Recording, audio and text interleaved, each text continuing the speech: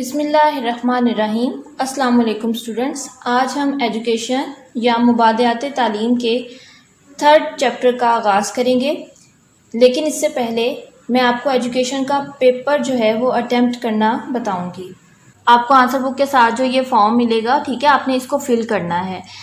जो मेरे पास डेट है मैं उसको फिल करूंगी। मेरे पास 3rd डे था, ठीक है, 3rd ऑफ February 2020 जो था ये मेरे पास डेट थी, ठीक है। मैंने इसको कैसे फिल कर दिया, 1 से लेकर 9 तक अगर आपके पास कोई भी डे होगा तो आप पहले 0 लिखेंगे और फिर वो डिजिट लिखेंगे, ठीक है। जैसे मेरे पास 3rd डे था तो मैंने 03 लिखा, ठीक है। उसके बाद मेरे पास मंथ गिवन था फरवरी का तो मैंने 02 लिख दिया, ठीक। और फिर ईयर गिवन था तो फिर मैंने ईयर क्या था मेरे पास 2020, तो मैंने हर ब्लॉक में एक एक डिजिट जो है वो मेंशन कर दिया।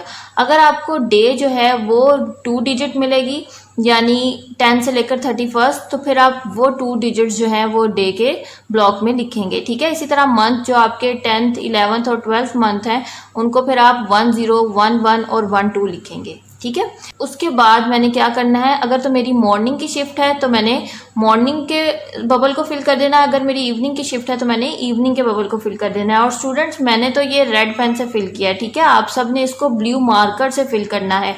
मार्कर ले लीजिए या पॉइंटर ले लीजिए जिससे आपकी राइटिंग भी अच्छी आए, ठीक है, और आपका पेज खराब ना हो और ये बाहर ना निकले सब कुछ, वो आप ब्लू जो मार्कर या पॉइंटर यूज कर लें, ठीक हो गया। इन इंस्ट्रक्शंस को आपने बड़े ध्यान से पढ़ना है, ठीक। और उसके बाद फिर हमने क्या करना है, रोल नंबर लिखना है। सब बच्चों ने अपना अपना रोल नंबर लिख देना है यहाँ पर डिजिट्स में, ठीक है। और फिर जो डिजिट आप लिखेंगे उसके नीचे वाली लाइन में उसी डिजिट का बबल जो है वो आपने फिल करना है। जैसे मैंने यहाँ पर 4 लिखा तो मैंने इस नीचे वाली लाइन में 4 के बबल को फिल किया, ठीक है। और फिर यहाँ पे मेरा रोल नंबर उसके बाद 4 के बाद 2 आ रहा था तो मैंने 2 को फिल किया। फिर 2 के बाद 9 आया तो मैंने 9 को फिल किया। इसी तरह जो जो आपका डिजिट आपने इस वाले ब्लॉक में लिखा हुआ होगा ना, उसके नीचे वाली लाइन में आपने उसी डिजिट का जो बबल है वो फिल करना है। फिर आप अपना ऑब्जेक्टिव पेपर देखेंगे तो ऑब्जेक्टिव पेपर में आपको इस तरह से कोड गिवन है, ठीक है, पेपर कोड। वो पेपर कोड जो है वो आपने यहाँ पर लिख देना है। अब उसी तरह जैसे आपने रोल नंबर को फिल किया था वैसे ही आपने पेपर कोड के साथ करना है कि डिजिट के नीचे वाली जितने भी बबल्स हैं उनमें जो उस डिजिट का बबल होगा ना, आपने उस बबल को फिल करना है, ठीक है। जैसे मेरे पास यहाँ पे था पेपर कोड 5370, तो मैंने 5 के नीचे 5 का बबल फिल कर दिया, 3 के नीचे 3 का बबल फिल कर दिया, 7 के नीचे 7 का बबल फिल कर दिया और 0 के नीचे 0 का बबल फिल कर दिया।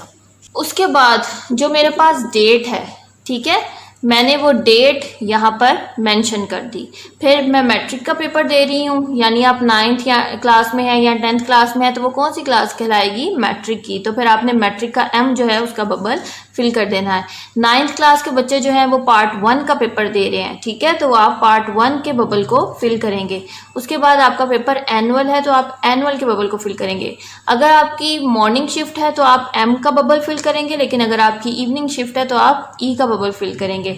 फिर आप अपना सब्जेक्ट मेंशन करेंगे। जैसे जो बच्चे एजुकेशन पढ़ रहे हैं वो यहाँ पर मार्कर से या ब्लू पॉइंटर से एजुकेशन मेंशन करेंगे, लेकिन वो बच्चे जो मुबादियात तालीम पढ़ रहे हैं वो सब्जेक्ट में मुबादियात तालीम जो है उसको ब्लू मार्कर से या ब्लू पॉइंटर से मेंशन करेंगे। ये इंस्ट्रक्शंस आपने बहुत केयरफुली जो है वो पढ़ लेनी है। आपके पास ये एक कॉलम आ गया, ठीक है। नेम में आपने अपना नेम मेंशन कर देना है। फॉर एग्जांपल मैंने यहाँ पर नेम मेंशन किया आयशा हमीद। फिर उसके बाद आपने अपने फादर का नेम जो है वो कंप्लीट मेंशन करना है। अब जो आपका रोल नंबर है, ठीक है, जो आपने यहाँ पर डिजिट्स में लिखा था अब आपने उनको वर्ड्स में लिखना है, 4,29,581, ठीक है। और उसके बाद आपने अपने सिग्नेचर जो हैं, कोई भी जो आपके इजी से सिग्नेचर हैं वो आपने कर देने हैं। सिग्नेचर ऑफ डिप्टी सुप्रिटेंडेंट को आपने नहीं छेड़ना, यहाँ पर डिप्टी सुप्रिटेंडेंट अपने सिग्नेचर करेगा या करेगी, ठीक हो गया। अब आपने ये शीट ओपन करनी है, ठीक है, और इसमें अगेन आपने अपना पेपर कोड लिखना है और उसी तरह जैसे आपने पहले बबल्स फिल किए थे आपने पेपर कोड के बबल्स भी इधर फिल कर देने हैं। फिर आपकी बारी आ गई ऑब्जेक्टिव पेपर की, ठीक है। ऑब्जेक्टिव पेपर में आपने क्या करना है, आपने स्टेटमेंट्स को बहुत केयरफुली पढ़ना है और उनके जो सही ऑप्शन हैं उनको बहुत अच्छी तरह देखकर उसका सही ऑप्शन जो है वो आपने वहाँ से नोट करके वहाँ पर उस ऑप्शन का बबल जो है वो फिल कर देना है। फॉर एग्जांपल हमारे पास फर्स्ट स्टेटमेंट है, उसका मैंने पढ़ा और मुझे लगता है कि उसका बी ऑप्शन ठीक है, तो मैं यहाँ क्या करूँगी, बी ऑप्शन में एक हल्का सा जो डॉट है ब्लू मार्कर से वो लगा लूँगी। ठीक है, और फिर मैंने सेकंड स्टेटमेंट पढ़ी और फिर उस सेकंड स्टेटमेंट का सी ऑप्शन मुझे ठीक लगा, तो फिर मैंने सी के ऊपर एक हल्का सा डॉट जो है ब्लू मार्कर से वो लगा दिया। अब ये डॉट्स मैं क्यों लगा रही हूँ, क्योंकि हो सकता है मुझे फर्स्ट टाइम पे पढ़ने में गलत ऑप्शन जो है वो सही लगी हो और मैंने उस पर डॉट लगा दिया। ठीक है, और फिर जब मैंने दोबारा उसको पढ़ रही हूँ तो मुझे तब याद आता है कि नहीं, मैंने तो गलत ऑप्शन पे डॉट लगा दिया है, सही ऑप्शन तो इसका मैंने सी को डॉट लगा दिया और सही ऑप्शन तो इसका ए था। ठीक है, तो फिर मैं क्या करूँगी, मैं उस ए का बबल जो है अच्छी तरह कंफर्म होने के बाद कि वही ऑप्शन ठीक है, मैं उस बबल को फिल कर दूंगी। आपने डबलिंग नहीं करनी, ऐसा नहीं करना कि सी को भी अच्छी तरह कलर कर दिया है और ए को भी कलर कर दिया है। आपको अगर कोई कन्फ्यूजन है तो आप जस्ट उस पर छोटा सा एक जो है वो डॉट लगा लें। ठीक है, इससे ज़्यादा आपने उसको कुछ नहीं करना। इसी तरह जो जो ऑप्शंस मुझे ठीक लगते जाएंगे, पहली दफ़ा में मैं उनके ऊपर छोटे छोटे जो हैं अंदर को, ठीक है, बबल के अंदर अल्फ़ाबेट पे वो डॉट लगाती जाऊंगी। ठीक है, फिर मैंने क्या करना है, अपना ऑब्जेक्टिव पेपर सामने रखना है और इसको उंगली रख रख के चेक करना है। ठीक है, अक्सर ये होता है कि हमें फर्स्ट का आंसर बी जो है वो सही है और हम बी पे डॉट लगाने लगते हैं, लेकिन वो गलती से सेकंड पे या थर्ड पे लग जाता है, तो वो आपका गलत हो जाएगा। आपने ये देखना है कि क्या जो मैंने उधर से जिस नंबर की स्टेटमेंट पढ़ी है, क्या मैंने उसी नंबर के बबल को इधर फिल किया है कि नहीं किया। ठीक है, और उसी नंबर के फिर उसी अल्फ़ाबेट को मैंने फिल किया है जो मुझे सही ऑप्शन लग रही है। ठीक है, ये आपने बहुत केयरफुली चेक करना है। जब आपको अच्छी तरह कंफर्म हो जाएगा कि आपके आंसर जो हैं वो आपने बिल्कुल सही जगह पर डॉट लगाए हैं, तो फिर आपने बहुत केयरफुली जो है उन ऑप्शंस के जो बबल्स हैं उनको ब्लू मार्कर से और इस तरह से फिल करना है कि जो मार्कर की इंक है वो उस बबल से बाहर भी ना जाए और अंदर से भी वो बबल जो है वो वाइट स्पेस ना शो कर रहा हो। ठीक, और फिर आपने एक चीज़ का ये बहुत ध्यान रखना है कि आपके एजुकेशन के जो MCQs हैं वो 15 है। ठीक है, आपने 15 पॉइंट तक बबल फिल करने हैं, ऐसा बिल्कुल भी नहीं करना। जो फोर्थ स्टेटमेंट थी उसका आंसर आपको सी लगा, आपने काफ़ी सोचा लेकिन आपको सी ही लगता गया, तो आपने सी को अच्छी तरह बबल फिल कर लिया। फिर आपको काफ़ी देर बाद जाके ध्यान आया कि अच्छा नहीं, 4 का ऑप्शन तो ए था या डी था या बी था, तो फिर आपने किया कि 16th पे आपने उसको वहाँ से काट दिया और 16 पे जाके उसका बबल फिल कर दिया और वहाँ पर 4 लिख दिया। ये बिल्कुल भी नहीं करना। ठीक है, ये बहुत गलत तरीका है और इसके आपकी नेगेटिव मार्किंग हो जाती है। आपने इसलिए शुरू से ही अपना पेपर जो है वो बहुत केयरफुली अटैम्प्ट करना है और ये बबल पोर्शन को तो बहुत केयरफुली अटैम्प्ट करना है। ठीक है, इसलिए बहुत सोच समझ के, अच्छी तरह सोच के, जब आपको बिल्कुल पक्का यकीन हो जाएगा कि जो आपका आंसर जिसको आपने डॉट लगाया है वो ही ठीक है, तो फिर आप उसका जो बबल है उसको फिल कर दें। ठीक है, आप अगर ऐसे करेंगे कि ऊपर से आपका कुछ छूट गया है या कुछ गलत हो गया है और वो फिर आपने इन वाले नंबर्स में खाली पड़े हुए हैं, चलो मैं इस पे वो नंबर लिखकर कर देता हूँ या कर देती हूँ, ये बेटे आपके नंबर कटवाएंगे, ऐसी चीज़ें एक्सेप्ट नहीं होती हैं। ठीक है, इसलिए आपने जो आपको स्टेटमेंट पे नंबरिंग गिवन होगी उसी नंबर के अकॉर्डिंग जो है वो यहाँ पर आप उस ऑप्शन का बबल जो है वो फिल करेंगे। बाकी ये नोट्स अच्छी तरीके से पढ़ लीजिएगा, इनको समझ लीजिएगा और इन पे अमल भी करना है। ठीक है, और ये बाकी चीज़ें आपने नहीं फिल करनी। ठीक है, इनको छोड़ देना है, आपने इन 3 कॉलम्स जो हैं इन पे ध्यान देना है। अब बारी आ जाती है सब्जेक्टिव पेपर की। आपने नाम उम्मीदवार में अपना नेम मेंशन कर दिया। ठीक है, रोल नंबर हिंसों में आपने यहाँ पर डिजिट्स में अपना रोल नंबर लिख दिया। ठीक है, जैसे आपने बबल फिल करते वक्त यहाँ पर लिखा था। ठीक हो गया। उसके बाद रोल नंबर अल्फाज में, चाहे आप उर्दू में लिख दें चाहे इंग्लिश में लिख दें, आपने यहाँ पर अपना रोल नंबर मेंशन किया था, ऐसे ही आपने अपना रोल नंबर यहाँ पर लिख देना है। ठीक है, और फिर आपको ऐसे नोट्स लिखे हुए नजर आएंगे, सिर्फ इतने हिस्से की पुष्ट पर ना लिखें। इसका मतलब ये है कि आपने इतने हिस्से की, यानी वो हिस्सा आपका कितना है इतना काट दिया जाता है, और अगर आपने यहाँ पर किसी भी चीज़ का आंसर लिखा हुआ होगा तो वो आपका ज़ाया चला जाएगा, वो एग्जामिनर को नहीं मिलेगा और आपके मार्क्स कट जाएंगे। ठीक है, तो आपने फिर इसको ऐसे लाइन लगा देते होते हैं। ठीक, क्योंकि आपने कोई खाली स्पेस तो नहीं छोड़नी होती। ठीक है, इसलिए जो भी आपकी खाली स्पेस छूटे उसको लाइन लगा दें ऐसे करके। ठीक, और फिर इस स्टैम्प के नीचे से जो है वो आपने अपना पेपर लिखना है। मज़मून में जो बच्चे एजुकेशन पढ़ रहे हैं वो एजुकेशन लिखेंगे, जो बच्चे मुबादियात तालीम पढ़ रहे हैं वो मुबादियात तालीम लिखेंगे। फिर पर्चा में या तो आप इख्तियारी लिख लें या इलेक्टिव लिख लें, ठीक है। इसका मतलब ये है कि ये पर्चा लाजमी नहीं है, ये आपने खुद से सिलेक्ट किया है, ठीक है। फिर आपने इस तरह से डेट डाल देनी है, ठीक है। और इम्तिहान में बोर्ड इम्तिहानात जो है और जो भी ईयर होगा आपने वो मेंशन कर देना है। आपने इसमें कुछ भी नहीं लिखना, ये आपके लिए नहीं है, ठीक है ना, इधर कुछ आपने लिखना है। तो ये क्वेश्चन पेपर मिलेगा तो आपको इस पर सेक्शन बने हुए नजर आएंगे, ठीक है। 2 सेक्शंस बने हुए होंगे। सेक्शन 1 जो होगा वो शॉर्ट क्वेश्चन आंसर्स का होगा।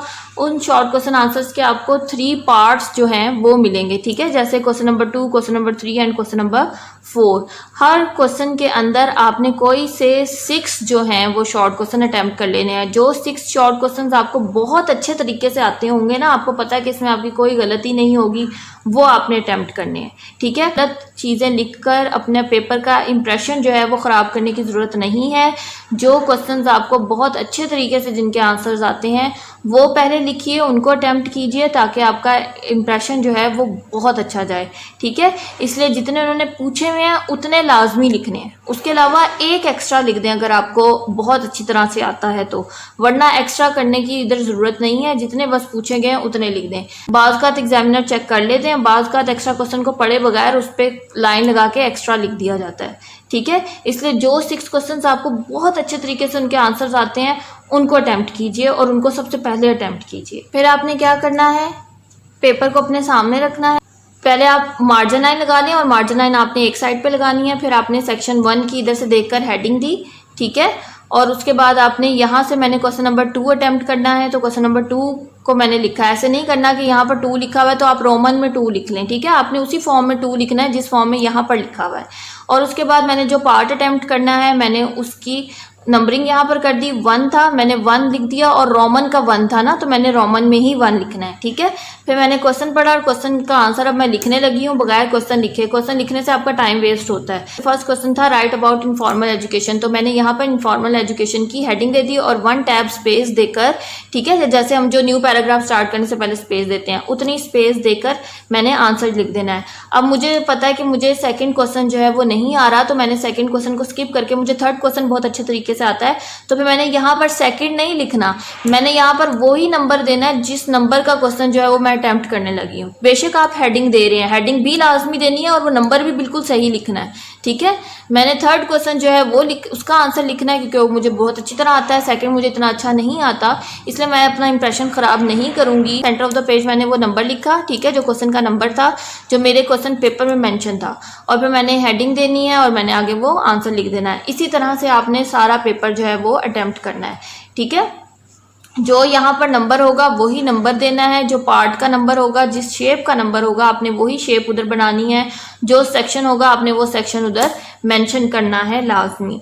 और इस बात का खास ख्याल रखिएगा कि जैसे आपने क्वेश्चन नंबर 2 के 6 क्वेश्चंस जो हैं वो अटेम्प्ट करने हैं, ठीक है ना, तो फिर वो 6 क्वेश्चंस आपके इकट्ठे जाने चाहिए। ऐसा नहीं करना कि क्वेश्चन नंबर 2 के मैंने 3 क्वेश्चंस अटेम्प्ट कर लिए, उसके बाद मैंने क्वेश्चन नंबर 3 के 2 कर लिए, फिर मुझे याद आया अच्छा मैं क्वेश्चन नंबर 2 के 3 और कर लेती हूँ तो मैंने वो कर लिए। नहीं, पहले आपने एक पूरा जो क्वेश्चन है उसको कंप्लीट करना है, एक पूरा पार्ट कंप्लीट करके फिर आपने नेक्स्ट पार्ट पे आना है। अगर आपको उस वक्त आंसर याद नहीं आ रहा तो आप उतनी स्पेस छोड़ दें, लेकिन बाद में आपने उस स्पेस को लाजमी फिल करना है, आपने वहाँ पर वो आंसर लिखना है, ठीक है। और अगर आपको खुदा ना खास्ता फिर भी आंसर याद नहीं आता तो फिर आपने वहाँ पर एक मार्कर से एक लाइन लगा देनी है। आपने क्वेश्चन नंबर 3 करना है उसी तरह से हेडिंग्स देकर, फिर क्वेश्चन नंबर 4 करना है ऐसी हेडिंग्स देकर, नंबरिंग देकर, और फिर आपने सेक्शन नंबर 2 जो आपका लॉन्ग क्वेश्चंस का है उसकी हेडिंग देनी है। वो 5 लॉन्ग क्वेश्चंस आते हैं, उनमें से आपने 3 अटेम्प्ट करने होते हैं, तो फिर वो लॉन्ग क्वेश्चन की आपने नंबर देना है, ठीक है। और प्यारी सी हेडिंग देकर हेडिंग वाइज अपना सारा लॉन्ग क्वेश्चन जो है उसकी जितनी इंपॉर्टेंट डायग्राम्स है वो मेंशन करके आपने अपना लॉन्ग क्वेश्चन कंप्लीट करना है, ठीक है। 8 मार्क्स के लॉन्ग क्वेश्चन होते हैं, बहुत ज़्यादा मार्क्स हैं 8 मार्क्स। इनमें आपकी जो भी उसमें अगर तो बुक में डायग्राम है तो आप डायग्राम लिखेंगे, हेडिंग्स मेंशन करेंगे, ठीक है। पॉइंट्स है तो पॉइंट्स में लिखेंगे। इस चीज़ों का आपने बहुत ख्याल रखना है। और इस तरह के क्वेश्चंस जिसमें आ जाता है how many are the types of education, ठीक है, तो आपने जस्ट ये मेंशन नहीं करना there are 3 types of education. ये मैं शॉर्ट क्वेश्चंस की बात कर रही हूँ, ठीक है। आपने ये हरगिज़ मेंशन नहीं करना जस्ट से कि there are 3 types of education, नहीं बेटे वो 2 मार्क्स का शॉर्ट क्वेश्चन है, 2 मार्क्स बहुत ज़्यादा होते हैं, ठीक है। आपने प्रॉपर मेंशन करना है there are 3 types of education, number 1 formal education, number 2 informal education, number 3 non formal education, ठीक है। इसी तरह से किसी भी चीज़ के टाइप्स या फॉर्म्स वगैरह आपसे पूछी जाएंगी कि कितनी होती हैं, तो आपने बता के कि कितनी होती हैं उसके बाद उनके नेम्स भी बताने हैं, फर्दर उसको एक्सप्लेन नहीं करना क्योंकि नेम्स तक आपके 2 मार्क्स इनफ हैं, ठीक है। उसके बाद ऐसे क्वेश्चंस जिसमें डेफिनेशन पूछी जाती है तो ध्यान रखिएगा उन डेफिनेशंस के साथ आप एटलीस्ट एक एग्जांपल जो है वो आपकी बुक में जिसकी गिवन है लाजमी दें, ठीक है। एग्जांपल्स जो हैं वो बहुत अच्छा इंप्रेशन जो है वो डालती हैं। अपना पेपर बहुत प्यारा कीजिएगा, ब्लू मार्कर का, पेन का, पॉइंटर का इस्तेमाल कीजिएगा बहुत अच्छे तरीके से। कोई भी चीज़ आपने कोई भी क्वेश्चन जो है वो छोड़ना नहीं है उसको, यानी जितने क्वेश्चन आपसे डिमांड किए गए हैं ना, ठीक है, कितने आपने लाजमी अटैम्प्ट करने हैं, आपने उनके अंदर कुछ ना कुछ लाजमी लिख कर आना है, ठीक है। खुद से छोड़ के नहीं आ जाना कि आता नहीं है तो मैं बस छोड़ ही आऊँ, कोई ना कोई कॉन्सेप्ट तो आपके जहन में होगा ना, वो कॉन्सेप्ट आपने लाजमी लिखना है। और उसके अलावा जब आप सारा पेपर अटैम्प्ट कर लें तो फिर आपने अपना पेपर जो है वो खुद से एक दफ़ा चेक लाजमी करना है ताकि जो भी मिस्टेक्स हैं वो आप लिख लें, ठीक कर लें। उनकी जगह कटिंग मत करें, ओवर राइटिंग ना करें, ठीक है।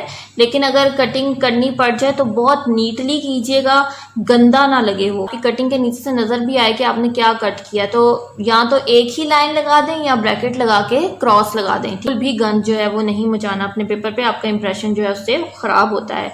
और बहुत प्यारी राइटिंग में अपना पेपर अटैम्प्ट कीजिएगा। टाइम का बहुत ख्याल रखिएगा, ठीक है। इधर उधर देखने की बजाय, दूसरों पे तवज्जो देने की बजाय अपने पेपर पे तवज्जो दीजिएगा और अच्छी तरह से सोच सोच के हर चीज़ जो है वो लिखनी है। Okay students, best of luck for your papers. Students, आपका 3rd लेक्चर है ह्यूमन डेवलपमेंट एंड ग्रोथ, यानी इंसान की नशोनुमा और बालिदगी। Life is a series of changes and variations. Any organism in the universe is bound to undergo a complex mechanism of changes. These changes are termed as the process of growth and development. The process of the human growth and development is the slowest as compared to that of other species that live on this planet. The human beings spend many long years in a state of physical immaturity depending on the care and protection afforded. अब यहाँ पर आपको ये बताया जा रहा है कि इंसान की ज़िंदगी जो है उसमें मुसलसल तब्दीलियाँ जो हैं वो रूनुमा होती रहती हैं। कोई भी चीज़ जो इस कायनात में मौजूद है उसकी ज़िंदगी में तब्दीलियाँ रूनुमा होना लाजमी है, ठीक है। और ये जो तब्दीलियाँ रूनुमा होती हैं इनको ग्रोथ और डेवलपमेंट कहा जाता है। और फिर आपको ये बताया जा रहा है कि जो इंसान की ग्रोथ है और डेवलपमेंट है उसका प्रोसेस जो है वो इस दुनिया में, इस प्लैनेट में मौजूद जितनी भी दूसरी लिविंग ऑर्गेनिजम्स हैं उनमें सबसे ज़्यादा स्लो है। क्यों सबसे ज़्यादा स्लो है? क्योंकि इंसान जो है उसकी ज़िंदगी का बहुत लंबा अरसा जो है वो फिज़िकल इमेच्योरिटी में गुजरता है, यानी वो फिज़िकली जल्दी मेच्योर नहीं हो पाता। इस वजह से वो फिज़िकली इतनी जल्दी मेच्योर नहीं हो सकता। जो केयर और प्रोटेक्शन जो है वो इंसान को मिलती है, किसी और लिविंग ऑर्गेनिज्म को उतनी नहीं मिलती, ठीक है। इस वजह से जो इंसानी ज़िंदगी है उसकी ग्रोथ और डेवलपमेंट बाकी तमाम ज़िंदगियां जो इस प्लैनेट पे मौजूद हैं उनमें सबसे ज़्यादा स्लो है। अब इस पैराग्राफ में से आपसे एक शॉर्ट क्वेश्चन पूछ लिया जाता है कि why the process of human growth and development is slowest as compare to other species that live on this planet. तो आप उसका आंसर ऐसे लिखेंगे, the process of human growth and development is the slowest as compare to other species that live on this planet because the human beings spent many long years in a state of physical immaturity depending on the care and protection afforded.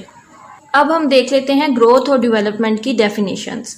Growth according to Chauhan के according, Chauhan ने 1987 में growth को ऐसे define किया था कि an indicative of increase in bodily dimensions, ठीक है, यानी जो आपकी जिस्मानी डायमेंशंस है ना उसमें जो इंक्रीज होता है, ठीक है, उसकी इंडिकेशन क्या है? आपकी ग्रोथ है। और वो इंक्रीज किस चीज़ में होता है, कौन सी डायमेंशंस में होता है? हाइट और वेट में, ठीक है। And it is generally confined to quantitative changes. और ग्रोथ जो है उसमें ऐसी चेंजेस आती हैं, ऐसी तब्दीलियां आती हैं जिनको आप गिन सकते हैं, जो क्वांटिटी में होती है।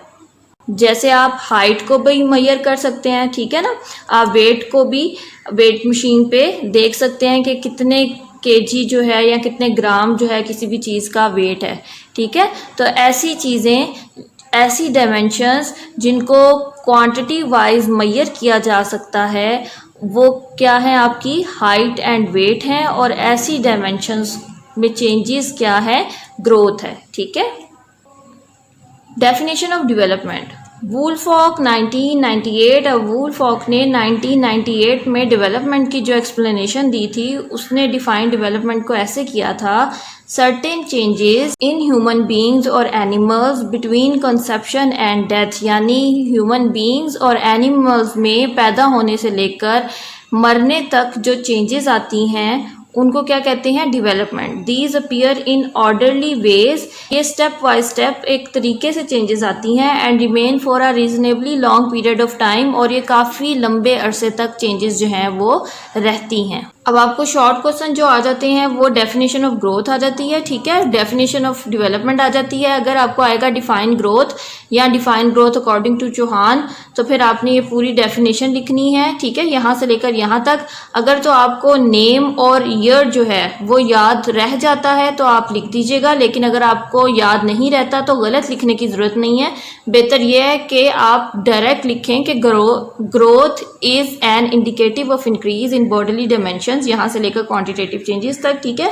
अगर आपको चौहान का नाम और ये ईयर जो है 1987 ये याद रह जाता है, अच्छी तरह याद हो जाता है, तो फिर आपने लिखना है, ठीक है। अगर आप गलत लिखेंगे तो आपके नंबर कटेंगे, लेकिन अगर आप नहीं मेंशन करेंगे तो आपके मार्क्स नहीं कटेंगे।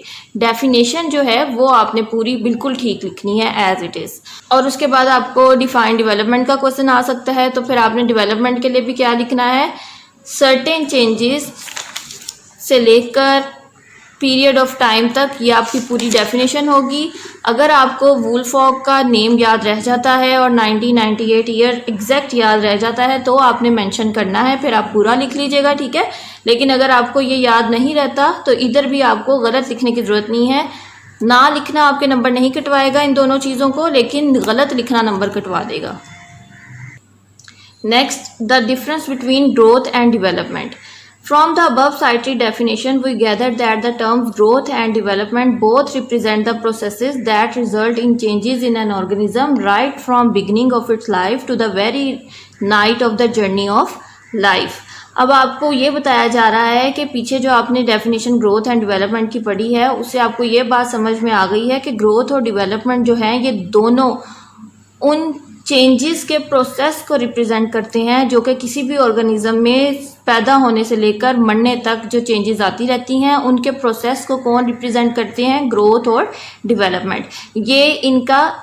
ये ग्रोथ और डेवलपमेंट की सिमिलैरिटी भी है, ठीक है। अगर आपसे पूछा जाए what is the similarity between growth and development, तो आप ये लिखेंगे both represent the processes that result in changes in an organism right from the beginning of its life to the very night of the journey of life. However, the term development is more comprehensive as it is related to the overall changes, structural as well as functional. The difference between growth and development can best be outlined in the following way. हाँ जी, यहाँ पर क्या बताया जा रहा है कि दोनों तो रिप्रेजेंट करती हैं चेंजेस को, ठीक है, लेकिन जो डेवलपमेंट है वो ज़्यादा कॉम्प्रिहेंसिव टर्म है, ठीक है। ग्रोथ जो है वो रिलेटेड है आपकी फिजिकल चेंजेस से, ठीक है, ऐसी चेंजेस जिनको मेजर कर सकते हैं, जबकि डेवलपमेंट जो है आपके ओवरऑल जितने भी स्ट्रक्चरल और फंक्शनल चेंजेस हैं, ठीक है, उन सब को कौन बताता है, डेवलपमेंट। ये आपको 2 मार्क्स में आ जाता है और फिर 2 मार्क्स में आपने ये कंप्लीट जो डिफरेंसेस हैं ये सारे मेंशन करने होते हैं। ग्रोथ क्या है, लिमिटेड टर्म है। लिमिटेड टर्म कैसे, अभी हमने पढ़ा था कि ये फिजिकल डायमेंशंस में जो चेंज इंक्रीज आता है ये उसको बताते हैं, ठीक है, जो मेजर हो सके, जैसे height and wait.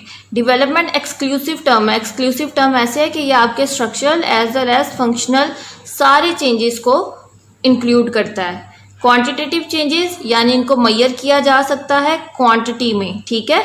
Qualitative changes, इसमें क्वालिटी देखी जाती है, ठीक है। चेंजेस होते हैं जिनकी क्वालिटी को देखा जाए, ठीक है, तो वो क्या चेंजेस हैं वो हम पढ़ते हैं।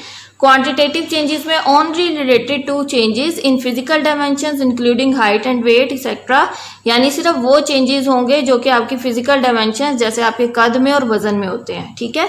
Covers all types of changes, ये सारे चेंजेस को कवर करती है। For example physical, emotional, social, moral etcetera, यानी अब इसमें फिजिकल चेंजेस भी आते हैं, इधर भी फिजिकल डायमेंशंस हैं, ठीक है, इधर सारे फिजिकल चेंजेस हैं।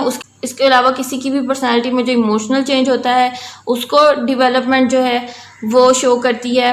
फिर सोशल चेंज को, मोरल चेंज को, ईमानी जो तब्दीलियां उनको तो डेवलपमेंट शो करती है। उसके अलावा जज्बाती तौर पे क्या तब्दीलियां आ रही हैं, माशरती तौर पे क्या तब्दीलियां आ रही हैं, इखलाकी तौर पे क्या तब्दीलियां आ रही हैं, उन सब को कौन कवर करती है? Development. The changes in various dimensions of personality are mainly of two types। तो ये शॉर्ट क्वेश्चन में पूछ लिया जाता है, ठीक है, कि कितने टाइप्स की जो चेंजेस होते हैं वो होते हैं वेरियस डायमेंशंस ऑफ पर्सनालिटी में। तो फिर आप बताएंगे the changes in various dimensions of personality are mainly of two types. और फिर आप ये भी बताएंगे कि वो दो टाइप्स कौन सी हैं, क्वांटिटेटिव चेंज है और क्वालिटेटिव चेंज है। While the term growth may be limited to the changes in quantitative aspects, for example, increase in size, length, height, and weight, and expansion of vocabulary, etc., the term development implies the overall changes occurring in both the quantitative as well as qualitative aspects. Therefore, development as a term carries a wider and more comprehensive meaning than the term growth. ये वही सारी बात है जो अभी हमने पीछे पढ़ी थी, ठीक है। यानी जो आपका ग्रोथ है वो आपकी फिजिकल चेंजेस हैं, जैसे आपके साइज बढ़ जाना, लेंथ इंक्रीज हो जाना किसी भी चीज़ की, हाइट और वेट का इंक्रीज हो जाना, या वोकैबुलरी का एक्सपैंड करना, ठीक है। लेकिन जो ग्रोथ है वो ओवरऑल चेंज को बताती है, दोनों क्वांटिटेटिव में भी और क्वालिटेटिव एस्पेक्ट्स में भी, ठीक है। और ये एक ज़्यादा वाइडर टर्म है एज कंपेयर टू ग्रोथ। तो both the terms are inseparable, वो कह रहे हैं कि दोनों टर्म्स को हम अलग नहीं कर सकते, ठीक है, दोनों साथ साथ चलती हैं, पैरेलल चलती हैं। But in the modern psychology the term development is most widely use. लेकिन अब क्या है, साइकोलॉजी में, जदीद साइकोलॉजी में ज़्यादातर कौन सी टर्म यूज होती है? डेवलपमेंट की। Factors influencing growth and development, अब ऐसे अनासिर जो कि किसी भी ऑर्गेनिज्म की नशोनुमा और बालिदगी को मुतासिर कर सकते हैं, वो कौन से हैं? Heredity and environment. The personality aspects which are the result of genetic influences और which are transmitted to the child by his parent. Heredity क्या है? ऐसे सारे एस्पेक्ट्स जो कि पेरेंट से किसी भी बच्चे को ट्रांसफर होते हैं, वो क्या एस्पेक्ट्स हैं? हेरिडिटी, ठीक है। Environment, everything which is around the child is his environment, कोई भी चीज़ जो कि बच्चे के इर्द गिर्द है, यानी माहौल, इर्द गिर्द के जो भी हालात हैं वो सब माहौल में आते हैं, वो सारे क्या हैं? इन्वायरमेंट है। Environment includes family, home, siblings, classroom setting etcetera. अब इन्वायरमेंट में कौन कौन सी इन्वायरमेंट आ जाती है? आपकी फैमिली का इन्वायरमेंट, होम का इन्वायरमेंट कैसा है, सिबलिंग्स यानी बहन भाइयों का आपस का रिलेशन कैसा है, बहन भाई कैसे हैं, क्लासरूम सेटिंग जहाँ आप पढ़ रहे हैं जो सेटिंग है वो किस किस्म की है, कैसे बच्चे हैं वहाँ पे, टीचर कैसे हैं, एनवायरनमेंट ओवरऑल क्या है, ठीक है। आपसे क्वेश्चन पूछ लिया जाता है कि how many are the factors influencing growth and development, तो आप बताएंगे there are two factors that influence growth and development. Number 1 heredity, number 2 environment. और 2 मार्क्स में आपने सिर्फ इनके नेम मेंशन करने हैं, आपको इनको एक्सप्लेन करने की ज़रूरत नहीं है। हाँ, अगर आ जाता है डिफाइन हेरिडिटी या डिफाइन इन्वायरमेंट तो फिर आप कंप्लीट इसको एक्सप्लेन करेंगे। एस्पेक्ट्स ऑफ डेवलपमेंट, इनको हम टाइप्स ऑफ डेवलपमेंट भी कह देते हैं, ठीक है। Seefeldt and Barbour 1990 state the following types of development. अब ये दो लोगों ने मिलकर टाइप्स ऑफ डेवलपमेंट जो हैं 1990 में बताई थी। कौन कौन सी टाइप्स हैं? Physical, social, emotional, cognitive. Physical development, it relates to growth in quantitative dimension as well as the development of sensory motor skills of the child. Quantitative dimensions में तो ये ग्रोथ को शो करती ही करती है, ठीक है, लेकिन उसके अलावा जो सेंसरी मोटर स्किल्स होती हैं किसी भी बच्चे की, उनमें भी डेवलपमेंट को कौन शो करती है? फिजिकल डेवलपमेंट, ठीक है। Social development, it is concerned with the individual interaction with the society in which he lives. अब बच्चा या कोई भी फर्द या कोई भी इंसान अपने सोसाइटी में जिस तरह से बिहेव करता है, ठीक है, इंटरेक्ट करता है लोगों से, वो उसकी क्या है? Social development. Cognitive development, it is the intellectual development of the individual. किसी भी फर्द का जो जहन है वो किस तरह से डेवलप हो रहा है, ये हम किस में पढ़ेंगे, कॉग्निटिव डेवलपमेंट में। Emotional development, it relates to the emotional makeup of the individual. किसी भी फर्द के जज्बात जो हैं वो किस तरह से परवान चढ़ रहे हैं, ये हम किस में पढ़ेंगे, इमोशनल डेवलपमेंट में। डेवलपमेंटल स्टेजेस, अब यहाँ पर आपको स्टेजेस दी हुई हैं। अभी आपने क्या पढ़े थे, एस्पेक्ट्स, जिनको हमने टाइप्स भी कहा था। अब ये स्टेजेस हैं जिनको हम फेजेस भी कहते हैं। Human child goes through a number of developmental stages during his journey to consummation. According to psychologists Devian, following are the most important developmental stages: infancy, early childhood, childhood, adolescence. Infancy क्या होती है, this period expends over the first 2 years of the new borns life, यानी जब बच्चा पैदा होता है तब से लेकर जो शुरू के 2 साल होते हैं उनको हम क्या कहते हैं, infancy. Early childhood, this period last from 2 to 6 years। किसी भी बच्चे की 2 साल से 6 साल की जो उम्र होती है, स्टेज को हम क्या कहते हैं, अर्ली चाइल्डहुड, ठीक है। Childhood, this period extends from 6 to 12 years of the child's life. अब 6 साल से लेकर 12 साल का जो बच्चा होता है उसके फेज को हम क्या कहते हैं, childhood. Adolescence, the youngsters attain this stage at the average of 15 individual, जिसकी उम्र 15 साल या उससे ज्यादा की हो जाती है, उसकी स्टेज को क्या कहा जाता है, एडोलिसेंस, और उस इंडिविजुअल को क्या कहा जाता है, एडल्ट, ठीक है। जो मुबादियात तालीम पढ़ रहे हैं स्टूडेंट्स, उनमें एक और फेज है लड़कपन, ठीक है। लड़कपन की फेज को भी आपने करना है मुबादियात तालीम में। जो बच्चे एजुकेशन पढ़ रहे हैं वो उस फेज का नाम याद रखें, टीन एज, ठीक है। लड़कपन को इंग्लिश में टीन एज कहा जाता है, जो कि आपकी 13 से स्टार्ट होती है और 19 तक रहती है। जिस एज में टीन का वर्ड एंड में यूज किया जाता है ना, वो आपकी टीन एज है बेसिकली, जो कि 13 to 19 होती है, ठीक है। और एडोलिसेंस की फेज आपकी वो फेज है जब भी कोई जो है वो बालिग हो जाता है तो उसको एडल्ट कहते हैं और उस फेज को एडोलिसेंस कहते हैं। Aspects of development in infancy, अब इन्फेंसी की जो फेज है उसमें डेवलपमेंट के क्या क्या टाइप्स होती हैं वो हम पढ़ने लगे हैं। During this phase the newborn mainly depends upon soft meals for its development. This phase extends from 0 to 2 years of the newborn's life. During this phase of development, the child learns walking without support and talks short sentences. The infant needs care and love which is given to him by his parents and siblings. इस as में बच्चा जो है वो बहुत नरम ग़िज़ा जो है वो लेता है। ये एज बेसिकली पैदा होने से लेकर 2 साल की उम्र तक होती है। इस फेज में बच्चा जो है बगैर सपोर्ट के, यानी बगैर किसी चीज़ के सहारे के, बगैर किसी का हाथ पकड़े या किसी चीज़ को पकड़े चलना सीखता है और छोटे छोटे जुमले जो हैं वो बोलना सीखता है। और इस फेज में बच्चे को बहुत ज़्यादा प्यार और ख्याल की ज़रूरत होती है, किससे, अपने पेरेंट्स और बहन भाइयों से। इन्फेंसी एंड फिज़िकल डेवलपमेंट, अब इन्फेंसी का जो स्टेज है इसमें फ़िज़िकल डेवलपमेंट कैसे होती है। डेवलपमेंट इन हाइट, एक तो कद में डेवलपमेंट होती है, ठीक है, कद बढ़ता है। Physical development includes height and weight. The average height of newborn is nearly 49 centimetre at the time of birth. ज़्यादातर बच्चे जब पैदा होते हैं तो उनकी जो एवरेज हाइट होती है, एवरेज हाइट का मतलब ये है कि पैदा होने वाले बच्चों में जो ज़्यादा हैं, जो मेजॉरिटी जो हाइट है, ठीक है, वरना कम भी हो सकती है, ज़्यादा भी हो सकती है, लेकिन जो ज़्यादातर बच्चों की हाइट होती है वो 49 सेंटीमीटर होती है जब वो पैदा होते हैं। The new borns height exceeds during the first year of development, और फिर फर्स्ट ईयर जो होता है किसी बच्चे का उसमें उसकी जो हाइट है वो बढ़ना शुरू हो जाती है, ठीक है। यानी जैसे अगर बच्चा 49 सेंटीमीटर का पैदा हुआ है तो वो 49 सेंटीमीटर का नहीं रहेगा इन्फेंसी के पूरे पीरियड में, वो with the passage of time उसकी जो हाइट है वो इंक्रीज करना शुरू कर जाएगी। Weight of the infant, at the end of the first year of the birth the infant's weight is 7 to 8 pounds। हाँ जी, जब पहले साल का इख्तिताम होता है, ये यानी जब बच्चा 1 साल का हो जाता है तो उसका जो वेट होता है वो कितना होता है, 7 to 8 pounds, which triples gradually the whole body of the infant develops during the first year after birth। और 1 साल के बाद जो अब उसका दूसरा साल शुरू हुआ है ना, ठीक है, 1 साल से लेकर अब 2 साल का जो अरसा है, यानी पूरा अब 1 साल और मजीद जो है उसमें बच्चे का वेट जो है वो 3 गुना जो है वो बढ़ता रहेगा, ठीक है। The difference between physical development of male and female infants. अब बहुत जो छोटे बच्चे होते हैं, ठीक है, जो पैदा होने से लेकर 2 साल की उम्र तक के होते हैं, उनमें जो लड़के और लड़कियां हैं उनकी फिजिकल डेवलपमेंट किस तरह से मुख्तलिफ है। Normally the male infants overlap female infants in weight and height. जो मेल इन्फेंट्स होते हैं ना, उनकी हाइट और वेट जो है वो फीमेल इन्फेंट से ज़्यादा होता है। यानी वो छोटे लड़के जो कि 1 से 2 साल की उम्र के हैं, उनका जो वज़न और उनका कद जो है वो छोटी लड़कियां जो हैं जो 1 से 2 साल की उम्र की हैं उनसे ज़्यादा होगा।